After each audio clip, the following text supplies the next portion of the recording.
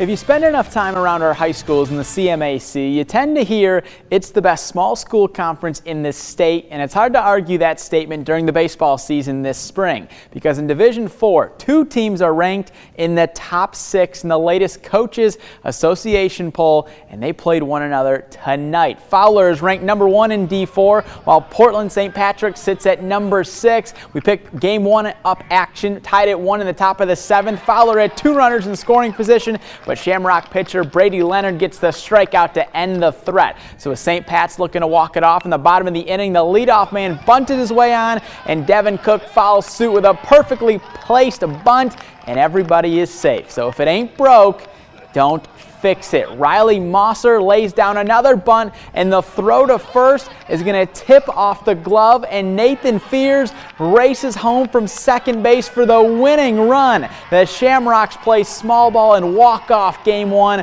2-1 the final. So what would be in store for game 2 of the doubleheader? Well, we pick things up in the 3rd inning with St. Patrick up 2-0 and looking for more, but Fowler's Sam Van Nest has something to say about it. He snares the ground ball in the backhand and just gets the out to end the inning. The Shamrocks would break through though again in the next inning as Brady Leonard is able to find the grass in center field, which allows Lucas Simon to race home and increase the St. Pat's lead. The Fowler offense couldn't string any hits together until the 7th inning when Aiden O'Rourke rips a double down the right field line to drive in Van Nest for the Eagles' first run of the game. But just moments later, St. Patrick's Braden Simon is going to start a 6-4-3 double play to shut the door. The Shamrocks win game 2 4-1 to earn a doubleheader sweep of the number 1 team in Division 4. And from small ball to stellar pitching, Dan Thalen says these games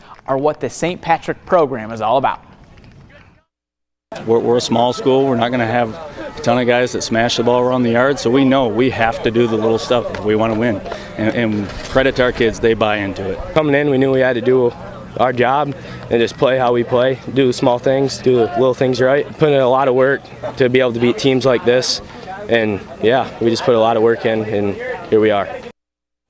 Well, just over on the softball diamond, it was game 1 of the doubleheader between St. Patrick and Fowler. 3rd inning, Laney Meredith is going to lace a double into the gap in left center, bringing home Riley Shire and Graceland Rocky to put the Shamrocks up 4-0.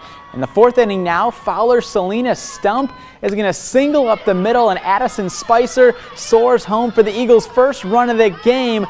But it was the only run Tori Sanborn allowed in a complete game effort for the Shamrocks, who added an insurance run in the 6th inning when Shire grounds one up the middle to score Hannah Weller. And in the 7th and final inning, Addison Shire has the glove ready to rock it. She snares the final out of the game. St. Patrick wins game 1 5-1, but Fowler did respond and take game 2 11-9 to split the doubleheader. Well, the other